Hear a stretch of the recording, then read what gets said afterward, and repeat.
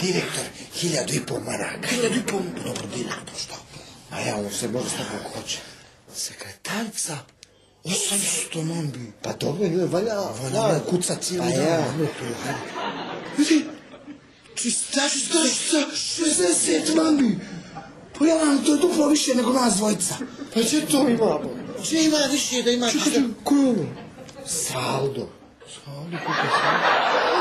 Vidi, saldi! 5790 man. Kako toliko? Jarani toliko 70 čistačica. Znaš šta? On je sigurno neka direktorova familija. Jarani, ja ga u preduzeću nikad nisam vidio.